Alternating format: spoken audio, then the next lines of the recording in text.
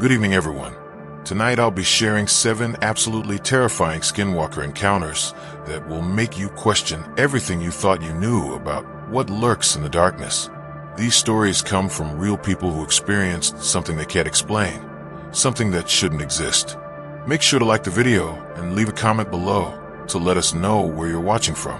That way, you won't miss any of our stories again. Now, before we begin, I need to warn you. These aren't your typical campfire tales. The people in these stories were forever changed by what they witnessed. Some still can't sleep with the lights off. Others refuse to go near the woods ever again. Let's begin.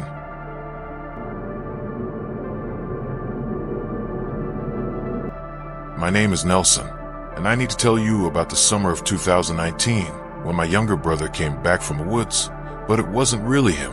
I was 23 at the time, and my brother Tyler was 19. We'd grown up on the edge of the Navajo reservation in New Mexico, in a small house that backed right up to thousands of acres of empty desert and canyon lands. Our grandmother had always warned us about going too deep into those canyons. She told us stories about the Yinald-Lushai, the Skinwalkers, shape-shifting witches that wore the skins of animals and could mimic human voices perfectly. Like most stupid kids who thought they knew everything, we'd laughed it off. That summer, Tyler had gotten really into photography. He'd bought this expensive camera and was obsessed with getting the perfect shot of the desert sunset from deep in the canyons. I'd usually go with him, but that particular Saturday, I was hungover from a party the night before. When he asked if I wanted to come, I told him to go alone. I wish I'd gone with him. Tyler left around 4 in the afternoon, saying he'd be back before dark. Our grandmother was visiting relatives, so it was just the 2 of us at home. I remember watching him walk toward the tree line, his camera bag bouncing against his hip, and feeling this weird sense of unease. I shook it off and went back inside to nurse my headache. 8 o'clock came and went. No Tyler. 9 o'clock. Still nothing. I started calling his phone, but it went straight to voicemail. By 10, I was genuinely worried. I grabbed a flashlight and headed toward the canyons, calling his name into the darkness. That's when I heard him. Nelson, Nelson, I'm over here. His voice came from the north, maybe 50 yards into the trees. I felt this massive wave of relief wash over me. Tyler, Jesus, man, where have you been? I've been worried sick. I'm coming. Just wait there. I stood at the edge of the tree line, my flashlight cutting through the darkness. I could hear footsteps approaching, branches snapping, but something felt off. The footsteps were too heavy, too deliberate, and there was this smell, like wet dog mixed with something rotten. Then Tyler emerged from the shadows. At first glance, he looked normal. Same height, same build, same clothes he'd left in. But as he got closer, I noticed his smile was too wide. His eyes didn't blink, and the way he moved, it was like someone who'd only seen a human walk, but had never actually done it themselves. Each step was slightly too long, slightly too stiff. Hey, Nelson, he said, and even his voice was wrong. It had Tyler's tone, his inflection, but there was an echo to it, like 2 people speaking in perfect unison, just a fraction of a second apart. Tyler, are you okay? I asked, my hand tightening on the flashlight. I'm fine, he said, taking another step closer. Why wouldn't I be fine? Where's your camera? He paused, his head tilted to one side, too far, like an owl. I left it. I found something better to capture. What do you mean? His smile grew impossibly wider. Come see. Come into the woods with me, Nelson. I want to show you what I found. Every instinct in my body was screaming at me to run. This wasn't my brother.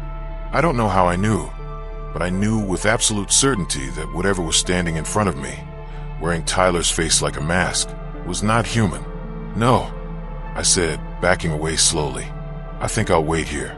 You can tell me about it inside. The thing's smile vanished.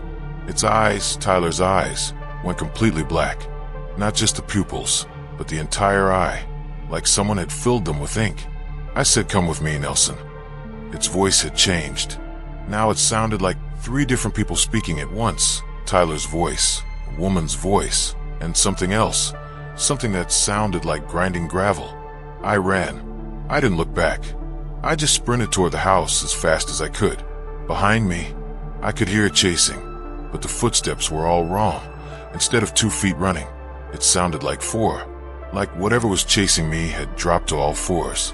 I burst through the front door, slammed it shut, and locked it. I grabbed my phone with shaking hands and dialed 911. But before I could hit call, I heard scratching at the door. Slow, deliberate scratching. "Nelson." Tyler's voice came from outside, sing-song and mocking. "Why did you run? Don't you want to see your brother?" I didn't answer. I just backed away from the door, my eyes locked on the doorknob. It started to turn, slowly, testing the lock. Then, from the backyard, I heard something that made my blood turn to ice. "Nelson, help me, please." It was Tyler's voice again, but this time it sounded panicked, desperate, real. It was coming from the back of the house. "Nelson, please. Something's trying to get me." The voice from the backyard screamed, "Let me in, Nelson. I'm scared." The voice from the front door whispered. 2 voices, 2 Tylers, both begging to be let inside. I stood frozen in the middle of the living room, my heart hammering so hard I thought it might explode. I didn't know what to do. I couldn't tell which voice was real, if either of them were real.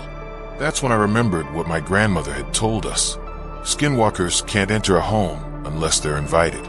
They can mimic voices, appearances, even memories, but they need permission to cross a threshold. I didn't open either door. For 3 hours, I sat in that living room while both voices pleaded, threatened, and screamed. The thing at the front door eventually gave up its pretense and started making sounds I can't even describe. Clicking, chittering noises mixed with laughter that sounded like breaking glass. The voice in the backyard just kept crying, kept begging me to let him in. When the sun started to rise, both voices stopped. I waited another hour before I finally opened the front door. There was nothing there. No footprints, no scratches on the door, nothing. I checked the backyard. Also empty. I called the police and told them Tyler had gone missing in the canyons. They organized a search party. It took them 2 days to find him. They found his body at the bottom of a ravine, about 3 miles into the canyon lands. The coroner said he'd been dead for at least 12 hours before I even went looking for him. Broken neck from a fall. He probably died instantly, around 6 p.m., 2 hours before Tyler walked out of those woods and asked me to follow him. I still live in that house. I inherited it after my grandmother passed last year, but I never, ever go into those woods. And sometimes, on quiet nights when the wind is just right, I hear scratching at my door, and Tyler's voice, asking to be let inside. I never open it.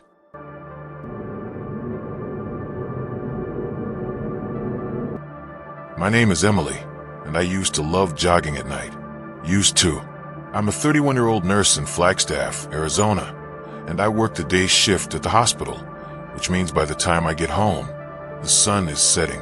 I've always preferred running in the cooler evening air anyway, so I developed this routine. Get home around 7, change, and do a 5-mile loop through the residential area near my apartment.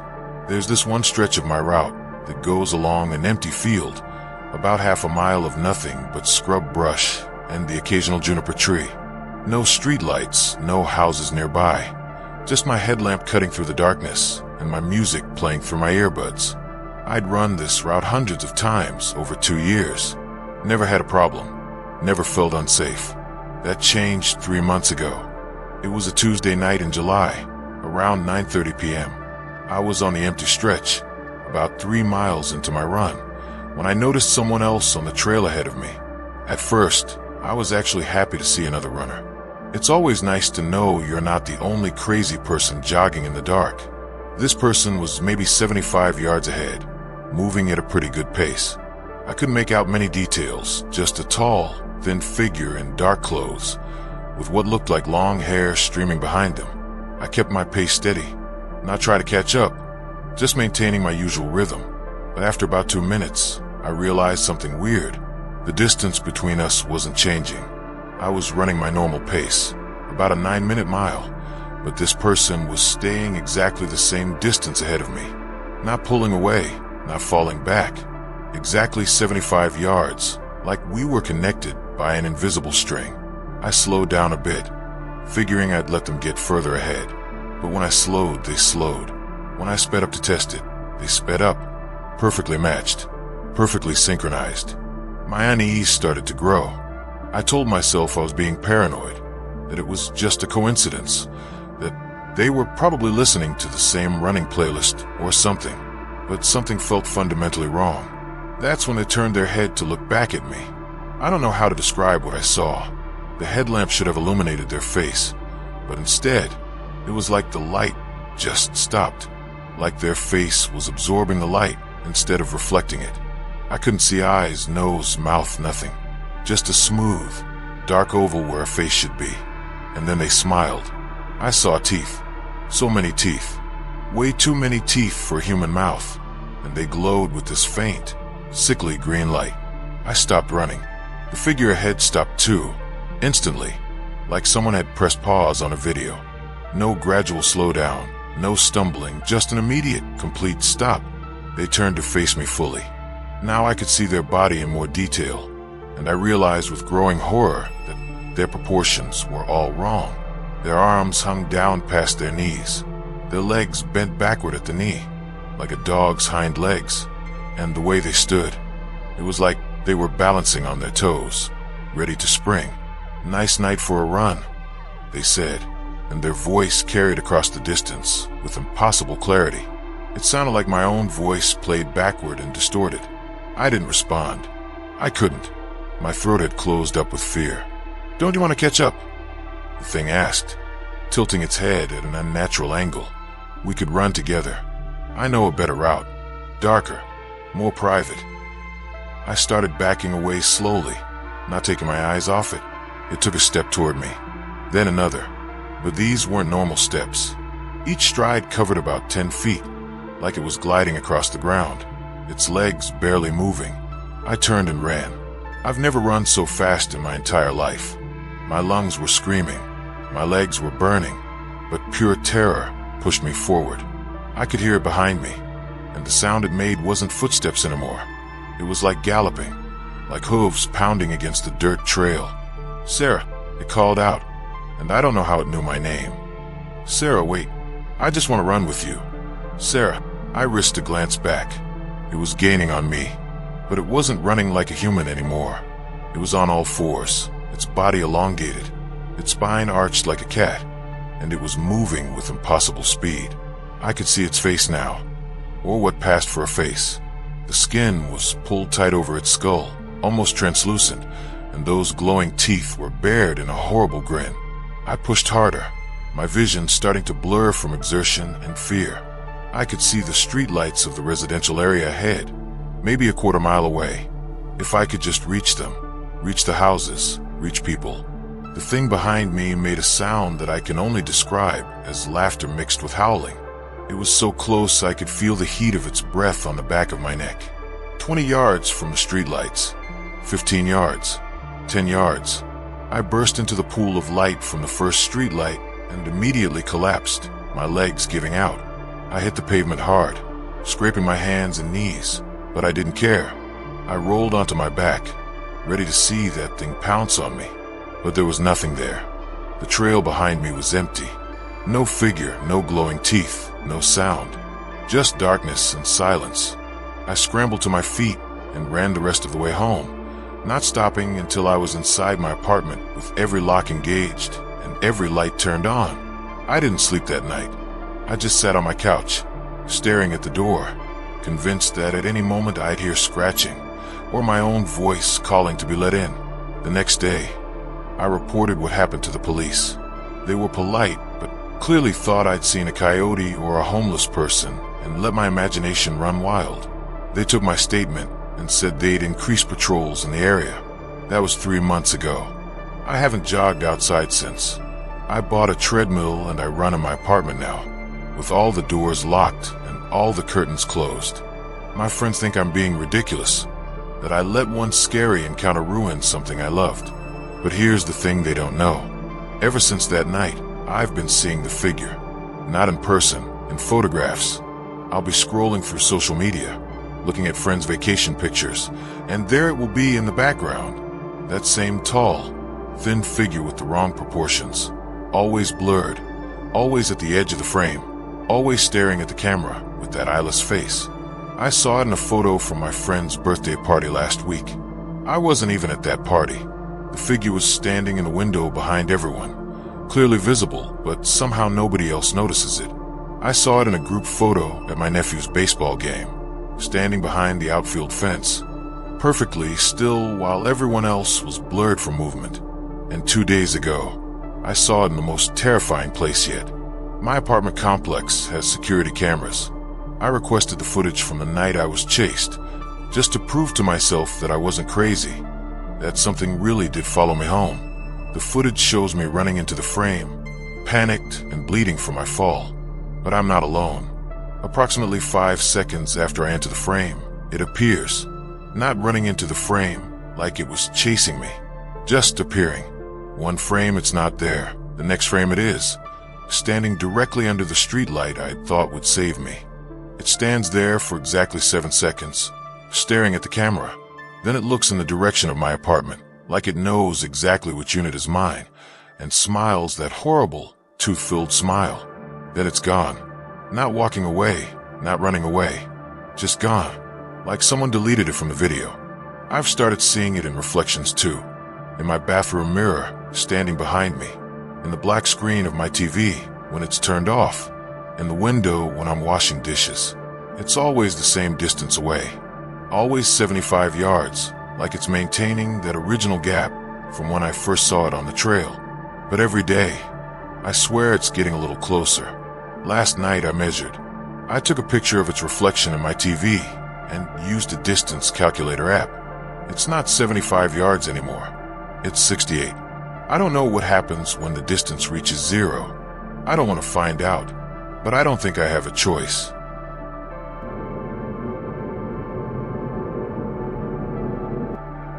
My name is David, and I need to tell you about the night my dead grandfather came to visit me. I'm 47 years old now, but this happened when I was 12, growing up on a small ranch outside of Durango, Colorado. My family had lived on that land for 3 generations, right on the edge of Ute territory. My grandfather, my mom's dad, had passed away 2 months earlier from a heart attack. He'd basically raised me while my parents worked long hours, trying to keep the ranch afloat.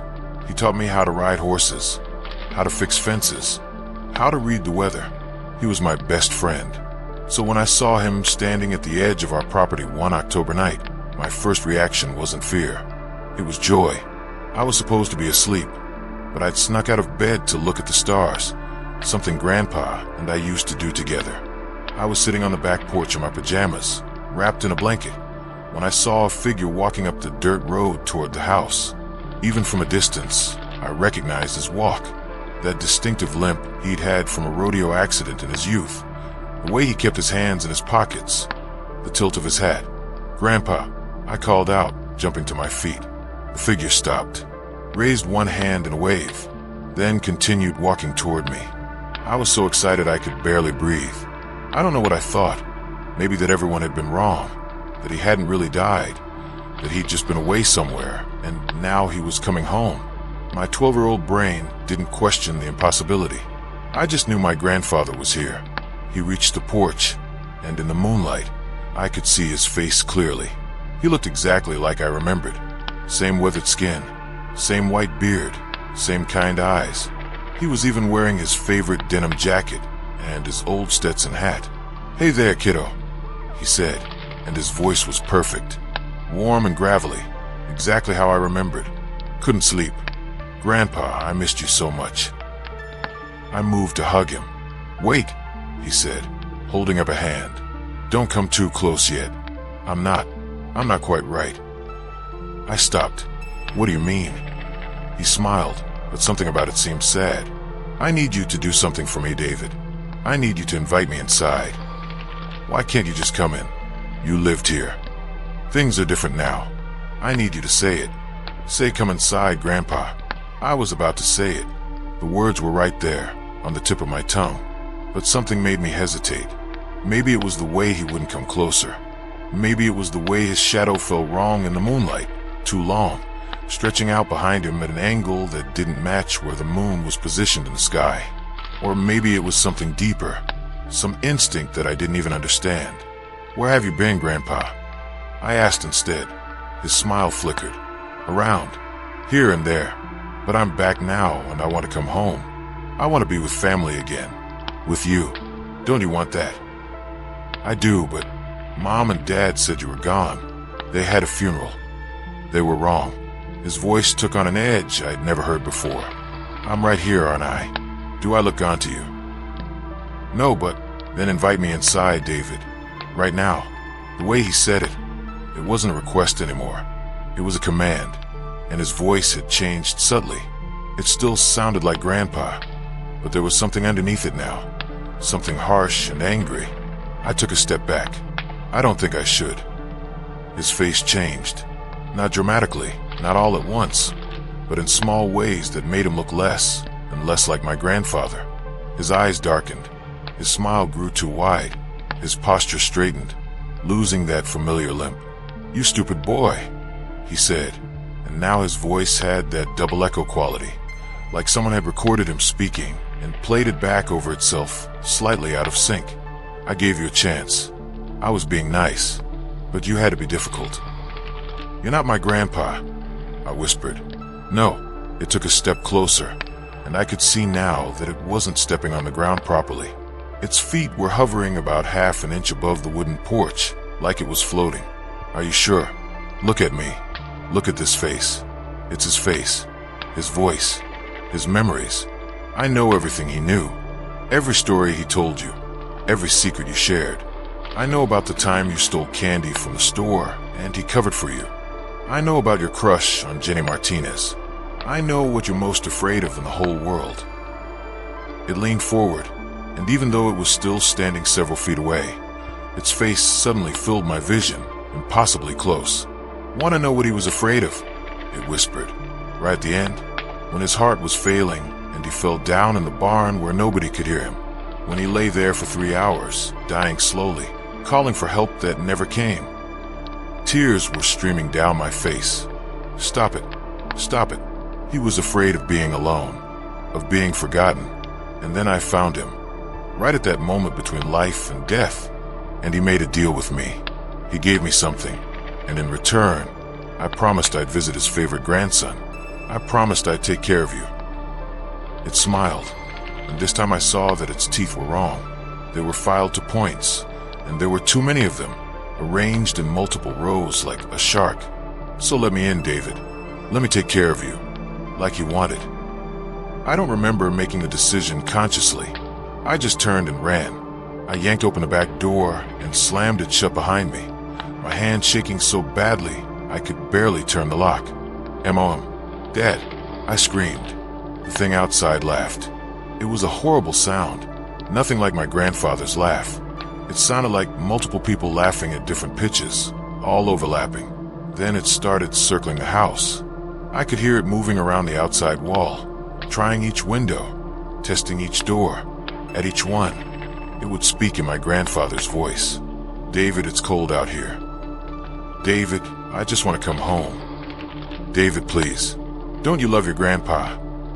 My parents burst into the hallway in their pajamas, my dad carrying a baseball bat. "David, what's wrong? There's something outside. It looks like Grandpa, but it's not him. It's not him." My dad looked at me like I was crazy, but my mom's face went white. She ran to the living room window and looked out. I saw her hand fly to her mouth. "Oh God," she whispered. "John, get your rifle." My dad didn't argue. He ran to the gun safe, while my mom pulled me away from the windows. "Don't look at it," she said. "Don't listen to it. And for God's sake, don't invite it in." "How did you know?" "Because it visited me too. When I was about your age. It wore my grandmother's face." Her voice was shaking. My mother never told me what it was. She just said that sometimes things come out of the old places, wearing familiar faces, and if you let them in, they'll hollow you out and wear your face next. The scratching at the windows intensified. We could hear it moving faster now, more aggressively. circling the house over and over. My dad came back with a rifle and pulled back the curtains slightly to look out. "Jesus Christ," he breathed. "That's not possible. I saw them put him in the ground." "It's not him," my mom said firmly.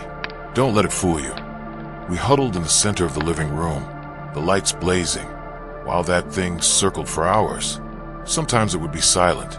Sometimes it would cry in my grandfather's voice, begging to be let in from the cold. Sometimes it would make sounds that nothing human could make, clicking, chittering, sounds like bones breaking and reforming.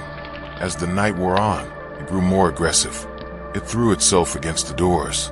It shattered one of the windows, and we watched in horror as a long, twisted arm reached through the broken glass, groping for the window lock. But it couldn't quite reach. Some invisible barrier kept it at bay. My dad fired a shot through the window. The thing screeched, a sound that made my ears ring, and the arm withdrew. Just before dawn, it finally spoke in a voice that wasn't my grandfather's.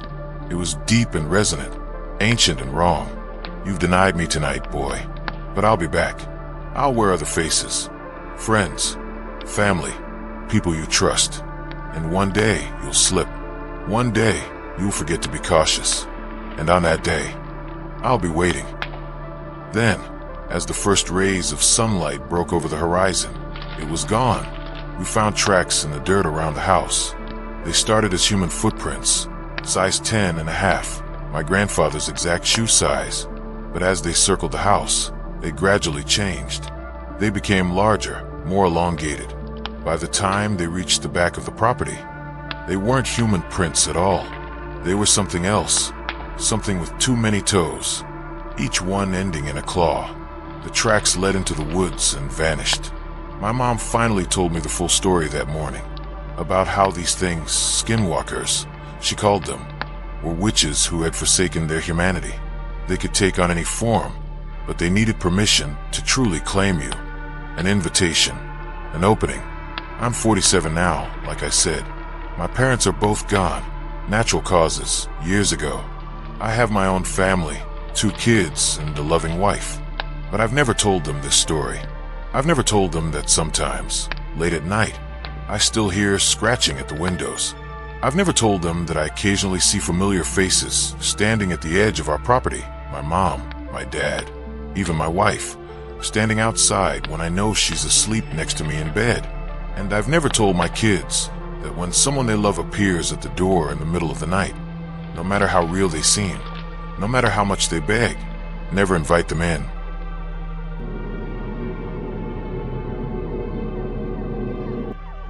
My name is Rebecca, and I picked up something on Highway 491 that I never should have let into my car. I'm a long-haul trucker, 42 years old, been driving commercial routes for 15 years. I've seen a lot of weird stuff on the road, strange roadside attractions, mysterious lights in the sky, odd people at truck stops. But nothing prepared me for what happened last November on that stretch of highway that runs through the Navajo Nation. For those who don't know, Highway 491 used to be called Highway 666. They renamed it in 2003 because too many people were uncomfortable driving on the Devil's Highway. The locals said the road was cursed, that it attracted dark things. I'd always laughed that off. I'm not laughing anymore. It was around 2 in the morning, the dead part of night, when the road is empty and the world feels like it's holding its breath. I was hauling a load of auto parts from Albuquerque to Cortez, a route I'd driven 100 times. The moon was full, which I was grateful for. It meant I could see the desert landscape around me, made it feel less isolating. That's when I saw her, a young woman, maybe early 20s, standing on the side of the road with her thumb out. She was wearing a white dress that seemed to glow in my headlights, and her long black hair hung loose around her shoulders. Even from a distance, I could tell she was Native American. Now, I have a rule. I don't pick up hitchhikers. Ever. It's dangerous. It's against company policy. And I've heard too many horror stories. But something about this girl made me stop. Maybe it was because she looked so out of place in the middle of nowhere. Maybe it was because it was freezing outside and she was barely dressed. Or maybe it was something else, something I still don't understand. That compelled me to pull over. I rolled down my window. You okay, honey? You need help. She approached the truck, and in the moonlight, I could see her face clearly. She was beautiful, striking really, with high cheekbones and dark eyes that seemed to catch the light strangely. But there was something off about her expression. Too neutral, too blank. I need a ride, she said. Her voice was soft and monotone, like she was reading from a script. Where you headed? North. That's not very specific. I'm going to Cortez. North, she repeated, exactly the same way, with exactly the same inflection. I should have driven away right then. Every instinct was telling me something was wrong, but instead I heard myself say, "All right, hop in." She climbed into the passenger seat with an odd, fluid grace, and I noticed two things immediately. First, she had no bag, no phone, nothing. Just herself in that thin white dress. Second, she was cold. Not just cold, she was absolutely frigid. The temperature in the cab dropped at least 15 degrees the moment she got in. "Jesus, you're freezing," I said, reaching to turn up the heat. "How long were you out there?" She didn't answer. She just stared straight ahead through the windshield, perfectly still, barely even breathing as far as I could tell. I pulled back onto the highway, and for the first few minutes, we drove in silence. I kept glancing over at her, trying to make conversation, but she just sat there like a statue. "So, what's your name?" I finally asked. "Name," she repeated, like she was tasting the word. "Yes, name. Yeah, what should I call you?" She turned to look at me, and when our eyes met, I felt my stomach drop. Her eyes were completely black. Not just dark brown black. No whites, no irises. Just solid black orbs that seemed to swallow the light. "You can call me anything you want," she said, and now her voice sounded different. Older, masculine, like multiple people speaking at once. I gripped the steering wheel tighter. "Listen, maybe this wasn't a good idea. I can let you out at the next." "No," she said it firmly, commandingly. "You invited me in. We're not stopping." My blood went cold. "What did you say?" She smiled, and it was the most unnatural thing I'd ever seen. Her mouth stretched too wide, revealing teeth that were too white, too perfect, too sharp. "You invited me into your vehicle, Rebecca. You offered me passage. That means something. That creates a bond." "How do you know my name?" "I never told you my name." "I know lots of things about you. Rebecca and Morrison, born July 15th, 1982, in Tucson, Arizona. I know about your daughter, Emma, who you haven't spoken to in 3 years. I know about the accident that killed your husband. I know about the pills you keep in the glove box for when the memories get too bad." My hands were shaking so badly I could barely keep the truck steady. "Who the hell are you?" "I'm a traveler just like you. I move from place to place, wearing different faces, riding with different people. Sometimes they let me out when I ask. Sometimes." She paused, tilting her head at that wrong angle. "Sometimes they don't survive the journey." I slammed on the brakes, and the truck screeched to a halt in the middle of the empty highway. "Get out. Get out of my truck right now." She didn't move. "I'm afraid it doesn't work that way. You see, there are rules. Old rules. Older than this highway. Older than this country. When you invite something in, you create an obligation, and that obligation must be fulfilled." The temperature dropped even further. I could see my breath now, coming out in huge clouds. Ice was forming on the inside of the windshield, spreading in fractal patterns like frozen lightning. "What do you want from me?" My voice came out as a whisper. She leaned closer, and I could smell her now. Wet earth, decay, and something else, something ancient and wrong. "I want you to drive, Rebecca. Drive north, like I asked. And don't stop. No matter what you see, no matter what you hear. Just keep driving." I don't know why I did it. Maybe it was fear. Maybe it was that compulsion again. That same thing that had made me stop for her in the first place. But I put the truck back in gear and started driving. For the next hour, nothing happened. We just drove in silence while the temperature in the cab remained freezing, and this thing that looked like a woman sat beside me, perfectly still except for the occasional slow blink of those horrible black eyes. Then the radio started acting up. It wasn't tuned to any station. I never played music while I drove, preferred the quiet. But now it was crackling to life on its own. And through the static, I could hear voices. Dozens of voices, maybe hundreds, all talking over each other. Help me. Where am I? So cold. Let me out. Please, I want to go home. What is that? I asked, my voice cracking. What are those voices? The thing beside me smiled wider. Previous passengers. They're still in here with me. They never quite found their way out. I looked at her in horror. You killed them. Killed? No, nothing so simple. I collected them, added them to myself. Every person who invites me in leaves a little piece of themselves behind. Their voice, their memories, their face. I can wear them whenever I like. Would you like to see? Before I could answer, her face began to change.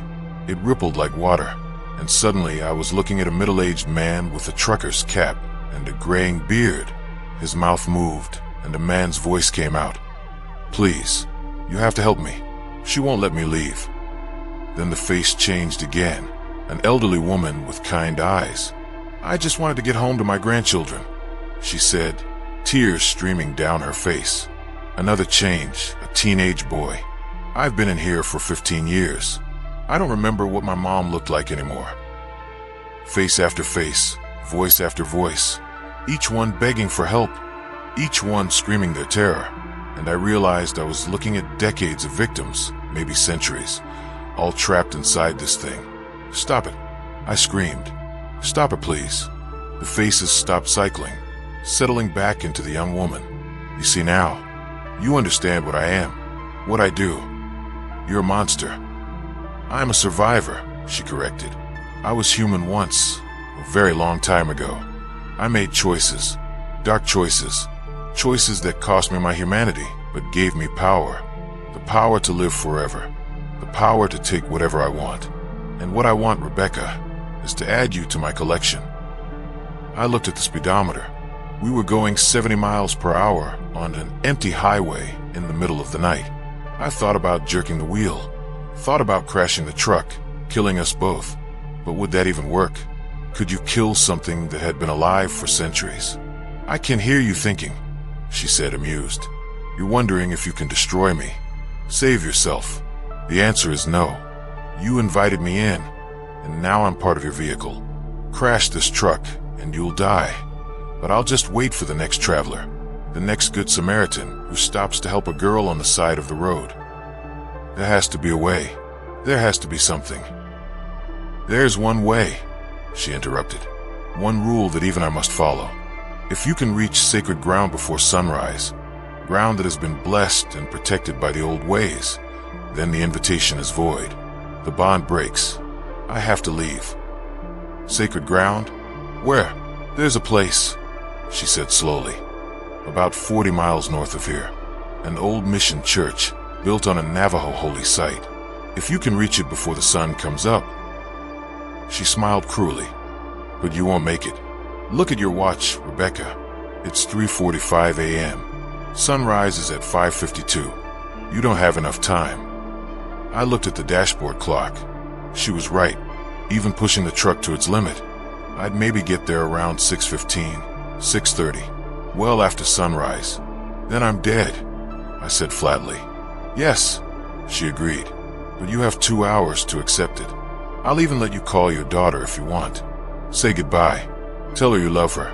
The voices in the radio, they all wish they'd gotten that chance. Something in me broke then. Maybe it was the mention of Emma. Maybe it was hearing those trapped souls begging for release. Maybe it was just pure, stubborn rage at this thing that thought it could take me so easily. No, I said. No. She seemed genuinely surprised. No, I'm not dying tonight, and I'm not joining your collection. I slammed my foot down on the accelerator. The truck surged forward, the engine screaming as I pushed it past 80, past 90. The whole cab was shaking, and warning lights were flashing on the dashboard, but I didn't care. The thing beside me wasn't smiling anymore. What are you doing? You can't possibly. Shut up, I shouted. Just shut up and let me drive.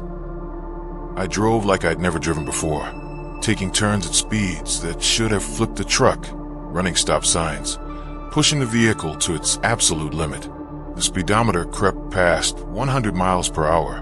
The engine was making sounds it definitely shouldn't make, and I could smell burning rubber and overheated metal.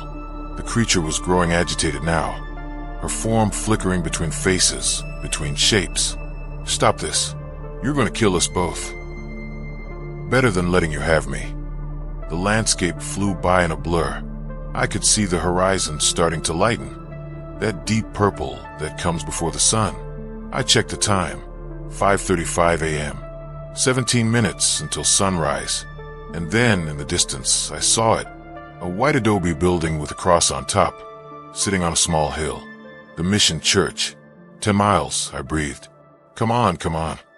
The creature let out a shriek that shattered the passenger window. Glass exploded inward, cutting my face and arms, but I didn't let up on the accelerator. Her form was changing rapidly now, no longer human at all. I caught glimpses of something massive and dark, something with too many limbs, something that filled the entire passenger seat and pressed against the roof of the cab. You can't escape me. It roared in a voice like grinding stones. No one escapes. Watch me. 5 miles. The horizon was definitely lighter now, shifting from purple to pink. 3 miles. I could see individual details on the church, the wooden door, the small cemetery beside it, the morning birds just starting to circle. 1 mile. The sun was cresting the horizon, the first rays of light stretching across the desert like golden fingers. I yanked the wheel hard, sending the truck careening off the highway and onto the dirt road that led to the church. The whole vehicle tilted dangerously, threatening to roll, but somehow stayed upright. Behind me, I could hear the trailer jackknifing, but I didn't care anymore. The creature was screaming now, a sound that made my ears bleed, a sound that was every one of its victims screaming at once. I crashed through the low fence surrounding the church property, drove right up to the front steps, and slammed on the brakes. The truck skidded to a stop in a cloud of dust, the engine coughing and dying. Sunlight hit the cab. The temperature immediately returned to normal. The frost on the windshield vanished in seconds, and the passenger seat was empty, just empty. No creature, no woman in a white dress, no sign that anyone had ever been there. The only evidence of what I'd experienced was the shattered window, the blood on my face, and the voices still faintly crackling from the radio. But as I watched, even those faded, one by one, until there was nothing but static. I sat there for a long time, shaking, crying, not quite believing I was still alive.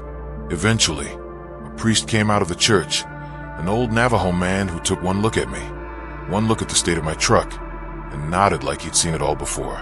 "You made it," he said simply. "Not many do." He helped me inside, cleaned my cuts, gave me coffee, and let me tell him everything. He didn't seem surprised by any of it. "She walks that highway," he told me. "Has for longer than anyone remembers. We try to warn people, but..." He shrugged. "Not everyone believes, and she's patient. She can wait years between feedings if she has to." My truck was totaled. The company was furious until they saw the footage from my dash cam. Well, they saw the parts that showed my reckless driving anyway. The camera didn't pick up the creature at all. Just showed me talking to an empty seat, arguing with no one, screaming at nothing. They thought I'd had a breakdown. Made me see a psychiatrist before I could drive again. Maybe they're right. Maybe I did have a breakdown. Maybe there's a logical explanation for everything that happened that night. But I know what I saw. I know what I felt. I know those voices were real. And I know that I will never, ever pick up a hitchhiker again. I still drive trucks, but I don't take routes through the Navajo Nation anymore. I plan my trips carefully, making sure I'm never on Highway 491, especially not at night. But sometimes, when I'm driving through the dark and my radio acts up, I hear them. Those voices, the ones she collected. And I hear her too, that terrible, ancient thing, whispering through the static. "Thank you for the ride, Rebecca. I'll see you again soon. And I know someday I probably will."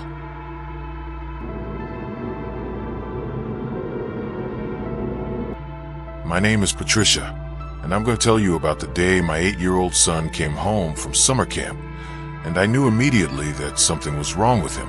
I'm a single mother, 41 years old, living in Farmington, New Mexico. My son, Tyler, is my whole world, smart, funny, full of energy.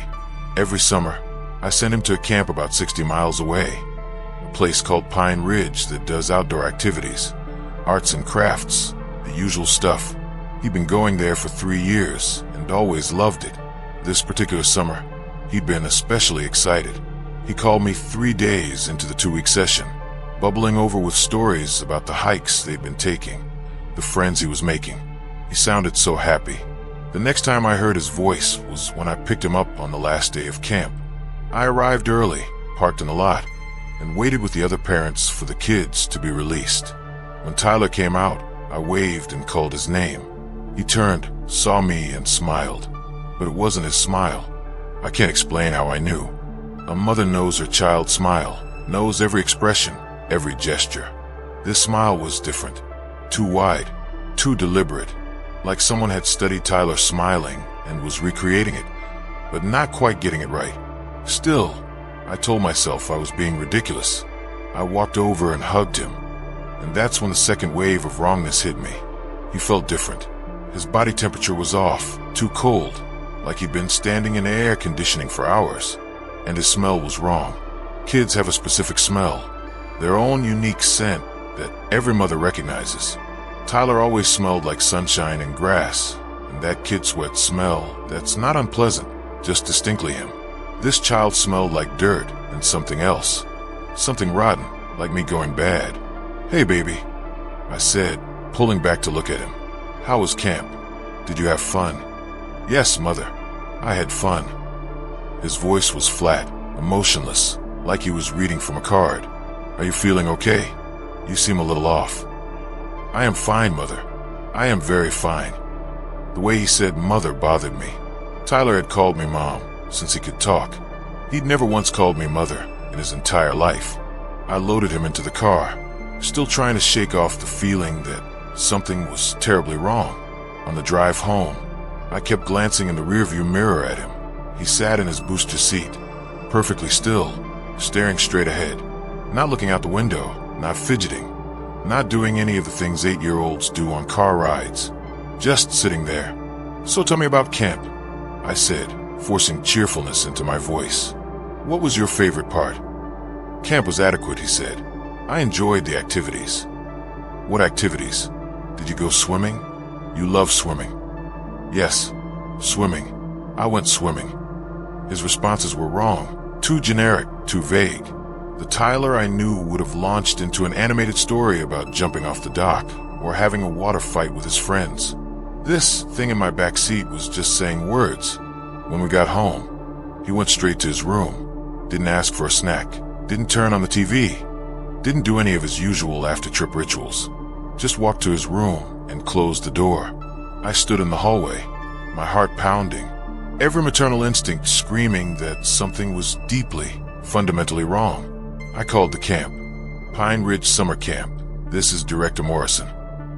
"Hi, this is Patricia Chen. I just picked up my son Tyler, and I wanted to ask, did anything unusual happen during his stay?" There was a pause. "Unusual how?" "I don't know. He just seems different. Off. Well," the director said slowly, "there was one incident. Tyler went missing during a night hike on day 9. We conducted a search, found him about 3 hours later, wandering near the camp perimeter. He said he'd gotten turned around in the dark." My blood went cold. "Why didn't you call me?" He seemed fine, a bit shaken up, but fine. No injuries, no signs of distress. We kept a close eye on him for the rest of the camp, and he seemed perfectly normal. "Where exactly did you find him?" "On the north side of the property, near the old growth forest. That area is technically off limits because..." He paused. "Because of local legends, Native American stories. The counselors know not to take kids there." "What kind of stories?" "Look, Mrs. Chun, I really don't think." "What kind of stories?" I demanded. He sighed. "Stories about things in those woods. Things that take children. Old stories, probably just meant to keep people away from dangerous terrain. But, well, the locals take them seriously. I hung up and stood there, my mind racing. 3 hours. Tyler had been missing for 3 hours in the woods, in an area with legends about things that take children. And when they found him, was it really Tyler who came back? I walked to his bedroom door and listened. Silence. Complete silence. Not even the sound of breathing. I knocked. Tyler? Honey, can I come in? Yes, Mother. I opened the door. Tyler, or what looked like Tyler, was sitting on his bed, hands folded in his lap, staring at the wall. He hadn't changed clothes, hadn't touched any of his toys, hadn't done anything, just sitting there in the dark. I turned the lights off when we left for camp 2 weeks ago, and he hadn't bothered to turn them on. I flipped the switch, and in the sudden brightness, I saw things I'd missed before. His fingernails were dirty, not just dirty, but caked with soil, like he'd been digging with his bare hands. There were scratches on his arms that I hadn't noticed, thin red lines like he'd pushed through thorny bushes.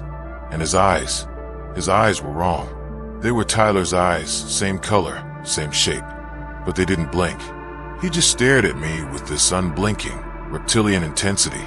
Tyler, baby, you're scaring me. Are you feeling sick? I feel appropriate, he said. Appropriate? That's a weird way to put it. Is it? I am still learning the correct phrases. Learning? What do you mean learning? He tilted his head, exactly the way a bird does when it's examining something. The human way of speaking. It is more complex than expected. So many words for the same thing. So many rules about which words to use when. My legs almost gave out. What are you? The thing that looked like my son smiled, and this time it didn't even try to make the smile look natural. It was grotesque, stretching far too wide, showing too many teeth. I am Tyler now, it said. I wear his skin. I have his memories. I know his mother, his home, his life, and I will be Tyler for a very long time. Where's my son? I whispered. Where's my real son? He is here. It tapped its chest. Inside, sleeping.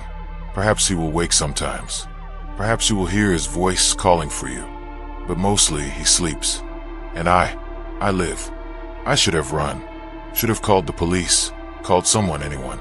But I couldn't move. I just stood there, staring at this creature wearing my child's face. Why? My voice came out choked, barely audible. Why my son? Because he was alone.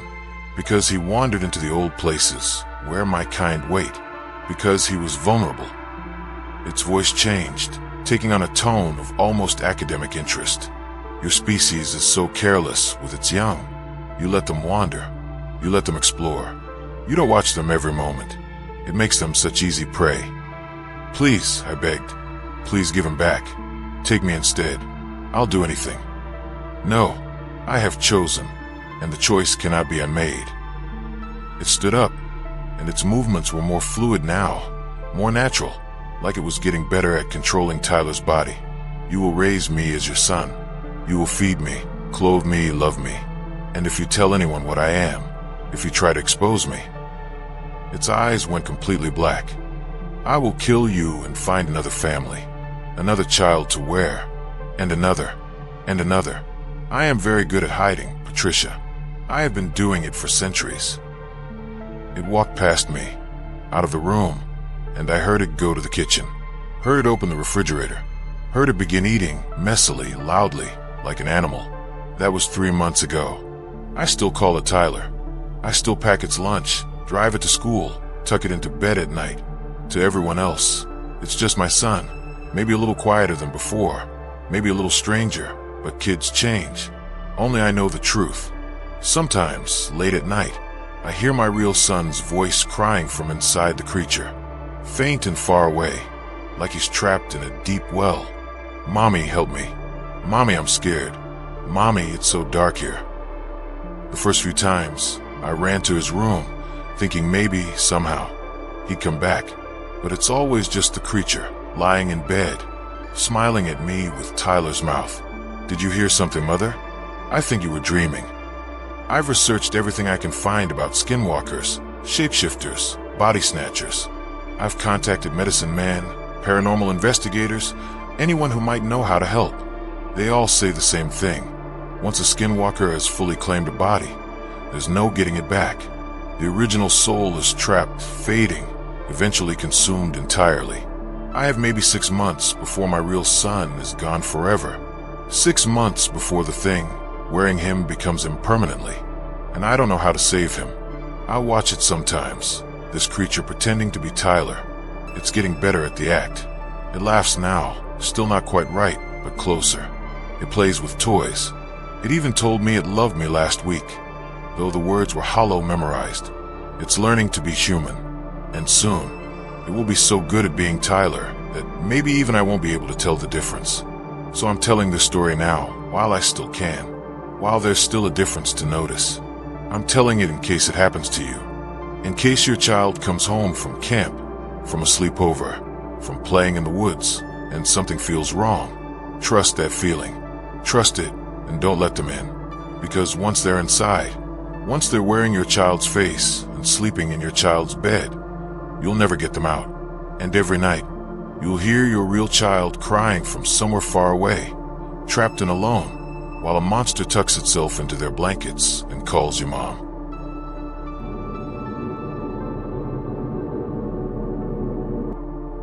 My name is James, and I'm going to tell you about a hunting trip that turned into the most terrifying night of my life. I'm a 55-year-old wildlife photographer and outdoor enthusiast. I've spent most of my adult life in the wilderness, hiking, camping, documenting nature. I've encountered bears, mountain lions, even a wolf pack once. I thought I knew every danger the woods could present. I was wrong. Last October, my brother Mike and I, along with 2 of our friends, Carlos and Derek, decided to do a week-long elk hunting trip in the mountains of northern New Mexico. We'd been planning it for months, had all the permits, knew the area well. We set up camp in a remote valley, about 15 miles from the nearest road, deep in the San Juan National Forest. The first 3 days were perfect. Beautiful weather, plenty of game signs, that amazing feeling of being truly away from civilization. We'd make camp each night, cook over the fire, tell stories, enjoy the solitude. On the 4th night, everything changed. We were sitting around the fire after dinner, probably around 9 o'clock, when we heard something moving in the trees beyond our camp. Now, hearing animals at night is normal, expected even, but this sounded big, and it was moving in a weird way, circling our camp slowly, deliberately. Probably a bull elk, Derek said, though he didn't sound convinced. Maybe a bear checking us out, Carlos suggested. Mike and I didn't say anything. We just listened as whatever it was continued circling, staying just outside the ring of firelight. Then it spoke. Hello, the camp. It was a man's voice, rough and deep, calling out from the darkness. We all jumped, hands instinctively going to the rifles we kept nearby. Who's there? Mike called back. Just a fellow hunter. Saw your fire. Mind if I come in and warm up? It's getting cold out here. The 4 of us exchanged glances. There was something off about the voice. It sounded strained, like someone forcing their vocal cords to make sounds they weren't designed for. Show yourself first, I said. Step into the light. There was a pause. Then, of course, just don't shoot.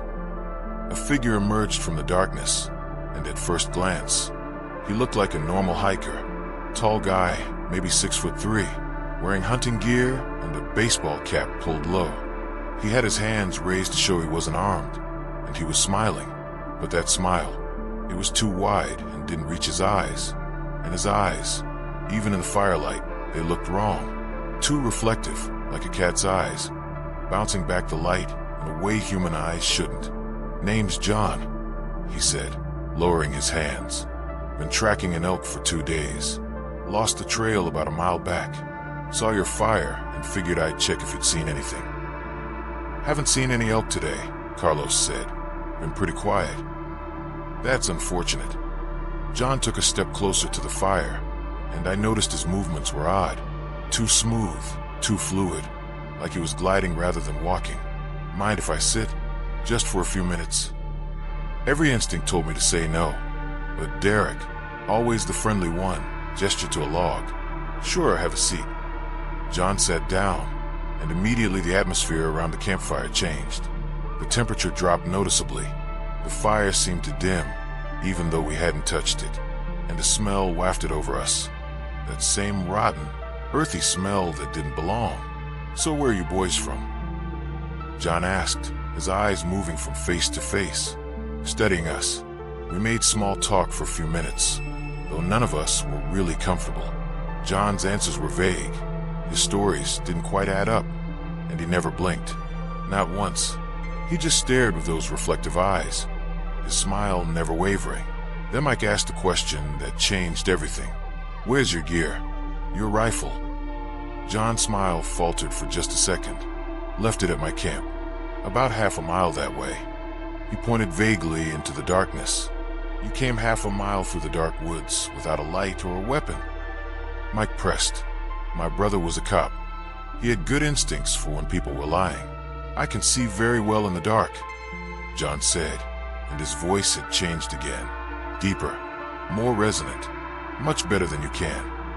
"I think you should leave," I said, standing up and reaching for my rifle. John's head swiveled toward me, and I swear it rotated more than a human neck should allow. "But I just got here, and I'm so very hungry." "There's nothing for you here," Mike said, also standing. "We don't have extra food. Time for you to go." "Oh, but there is something for me here." John stood, and as he rose, his body seemed to elongate, stretching upward until he was at least 7 feet tall. "There are 4 of you. 4 strong, healthy men. That should feed me for weeks." Derek screamed. Carlos grabbed his rifle, and John, or the thing that had been pretending to be John, began to change. His clothes split and fell away as his body twisted and reformed. His skin darkened, becoming leathery and gray. His arms lengthened, hands becoming claws. His face, God, his face elongated into something between a wolf and a human, with too many teeth and those glowing eyes. "Run!" I shouted. We scattered into the darkness, leaving behind the fire, camp, everything. I could hear the creature behind us, moving through the trees with terrifying speed. It was making sounds, clicking, chattering sounds mixed with laughter that sounded like broken glass. I ran blindly, my only thought to put distance between myself and that thing. Behind me, I heard Derek scream, a sound that cut off abruptly, sickeningly. Then silence. I kept running. I don't know how long I crashed through the forest, branches tearing at my face and clothes. Eventually, I tripped over a root and fell hard. The wind knocked out of me. I lay there gasping, listening. Footsteps. Heavy, deliberate footsteps coming closer. I pressed myself into the ground, trying to become invisible in the leaf litter. The footsteps stopped maybe 10 feet away. "James," a voice called out. It was Mike's voice. "James, where are you? I can't find you." I almost answered. Almost. But something stopped me. Maybe it was the way Mike's voice sounded. Too flat. Too emotionless. Maybe it was remembering how the creature had looked wearing John's face. "James, please. I'm hurt. I need help." The footsteps moved in a circle around my hiding spot. "I know you're here, James. I can smell you. Smell your fear. It's wonderful, like the finest perfume." The voice shifted mid-sentence, dropping the pretense of being Mike. Now it was that deep, grinding voice again. "Your brother ran north. The fast one, Carlos, ran east. I've already claimed Derek. He's inside me now, screaming. Would you like to hear him?"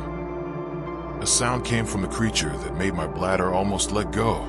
Derek's voice, but wrong, distorted, echoing from inside the thing. "Help me, James. Oh God, I'm inside it. I can feel myself being digested. Please, please help me." I clamped my hand over my mouth to keep from crying out. Tears were streaming down my face. "You can't hide forever," the creature said. "This is my forest. These are my hunting grounds. You're just prey who don't know they're already dead." The footsteps moved away, fading into the distance. I lay there for what felt like hours, too terrified to move. Eventually, when the first gray light of dawn started filtering through the trees, I risked moving. Every muscle in my body ached. I was bleeding from dozens of scratches, and I'd lost my rifle somewhere in the flight. I started making my way downhill, toward where I hoped the nearest road would be. As I walked, I heard something that made me freeze. Voices, multiple voices coming from ahead. James, James, are you out here? It was Mike and Carlos calling my name. I saw them moving through the trees, looking scared but alive. Relief flooded through me. I almost called out to them, but then I noticed something. They were moving in perfect synchronization. Same stride, same arm swing, like mirror images of each other. And when Mike turned his head to call my name again, Carlos turned his head at exactly the same moment, at exactly the same angle. It wasn't Mike and Carlos.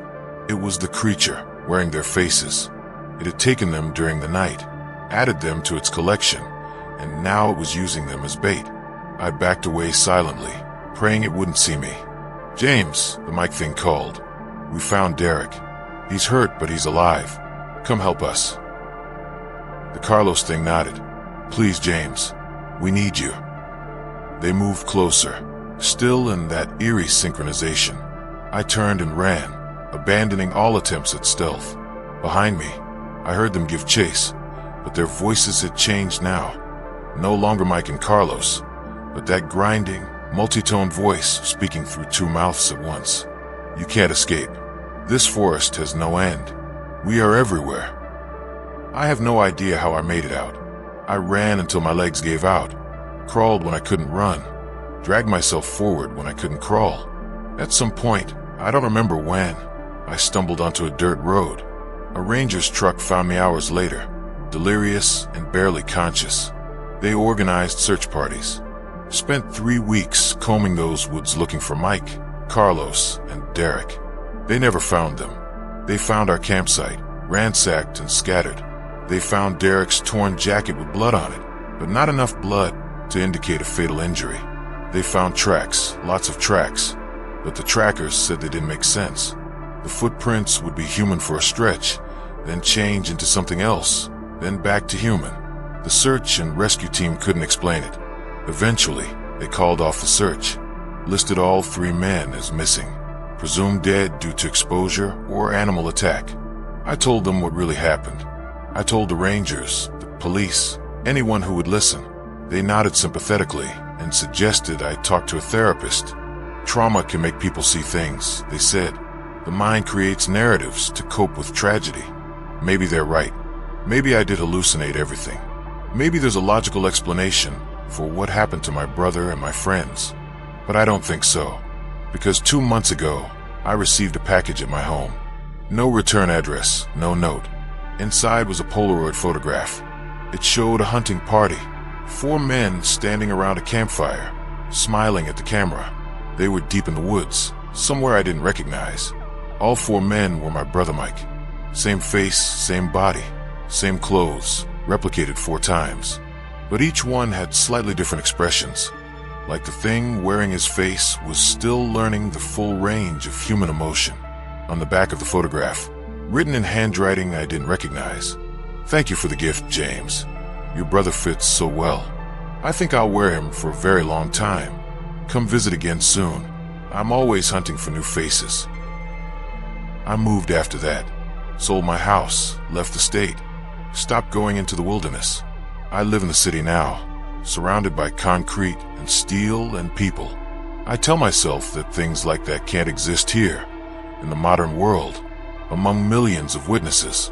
But sometimes, when I'm walking down a crowded street, I'll see someone who moves wrong. Someone whose smile doesn't quite fit their face. Someone whose eyes reflect light like an animal's. And they'll look at me with recognition, tilt their head at that impossible angle and smile. And I'll know that it's still out there, still hunting, still collecting faces. And someday, it might decide it wants to add mine to its collection. Those were 7 stories that will probably keep you up tonight. 7 encounters with something that shouldn't exist, but does. Something that's been hunting in the shadows for longer than we can imagine. The people in these stories all survived their encounters, at least physically, but they were changed, forever marked by what they experienced. So tonight, when you're lying in bed and you hear a sound outside your window, when you see a face that looks familiar but feels wrong, when someone you know acts just a little bit off, trust your instincts, because sometimes the scariest stories are the ones that are true. Thanks for watching. If you enjoyed these stories, make sure to like this video and subscribe for more terrifying true encounters. Leave a comment below telling us which story scared you the most, and let us know where you're watching from. And remember, keep your doors locked tonight. Sweet dreams.